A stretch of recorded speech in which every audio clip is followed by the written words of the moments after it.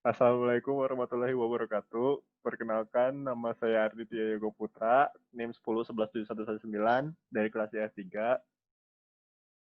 Kali ini saya akan mempresentasikan prediksi rating aplikasi di Google Play Store menggunakan machine learning. Nah, langsung ke latar belakangnya.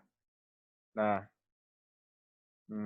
pertama itu rating merupakan suatu penilaian atau evaluasi yang dilakukan oleh pihak-pihak tertentu terhadap suatu hal. Nah, rating diukur dengan berbagai skala atau skala dengan indikator tertentu.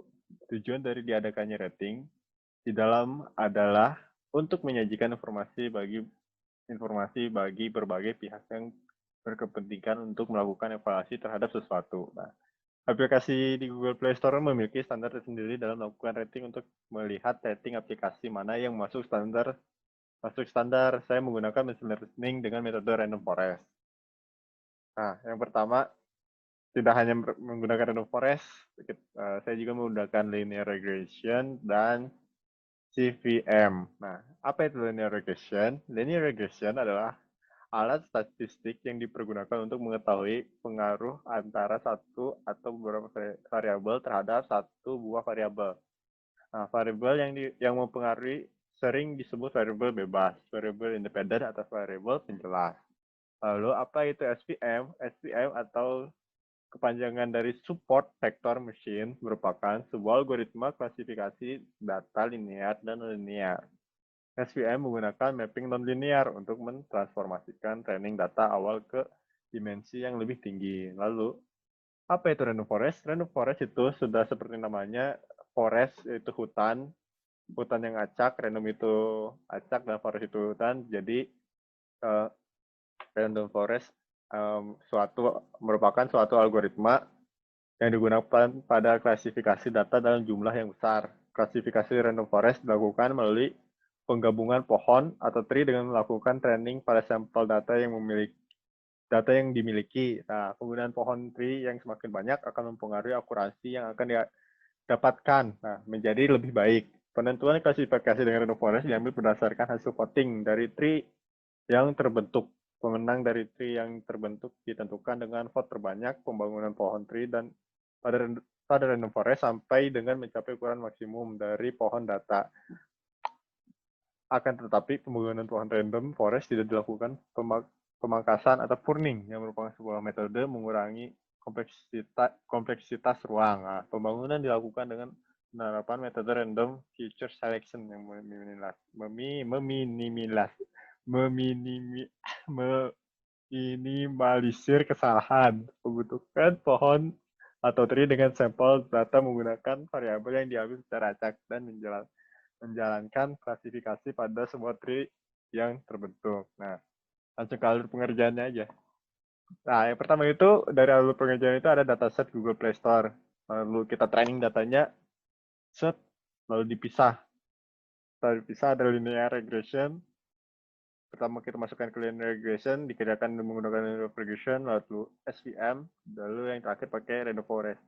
Di training lagi, dicocokkan, diakurasin, lalu diakurasin mana yang errornya lebih sedikit, mana yang menyentuh angka yang sesuai, lalu outputnya. Nah, ini selanjutnya data setnya ada cukup banyak, ada 210. Nah, ini proses pengerjaan. Pertama, pemasukan input dan langsung pengeluaran datanya ditampilkan, penampilan data. Nah, ini tampilan datanya. Lalu ini pengerjaan untuk kategori unik dan split, misah-misahin mana-mananya gitu. Nah, ini udah mulai ke rating, kita ke content ratingnya berapanya, rating mana yang paling tinggi dan mana yang paling rendah. Nah, ini info kalau ada data yang kosong atau tidaknya. Lanjut, ini yang tadi masih sama, data data setnya yang udah ditampilkan, tapi kita di sini tipe price semua ratingnya jadi 0, kategorinya 0. Jadi kita di sini melihatnya dari kategori rating ada 4,1, 33, 47, sampai 45, dan seterusnya. Dari kategori biasanya ada kategori bisnis, kalau kategori C-nya yang itu yang sebelah kanan yang dikosongin. Jadi kita cuma mengkelompokkan yang sebelah kiri aja, yang dari size yang kita pergunakan, size, review, sama rating. Dari situ nah lanjut. Di sini masih sama kayak tadi. Nah, ini di sini sudah mulai alur pengerjaan menggunakan linear regression, di mana kita main score errornya berapa, dan ini gambarannya untuk linear regression tidak menggunakan gender. Di sini kan ada gender kan, gendernya kan, nah kita tidak menggunakan ini, tidak mengklasifikasikan gendernya. Jadi itu kan seperti ini modelnya. Lalu kita lanjut ke masih linear model tapi yang menggunakan gender. Nah, ada perbedaan di sini kalau menggunakan genre maksudnya. Nah, di sini ada akurasinya. Paling bawah ada integer. Nah, ini. Ini hasil akurasinya. Lalu lanjut. Nah, ini kita menggunakan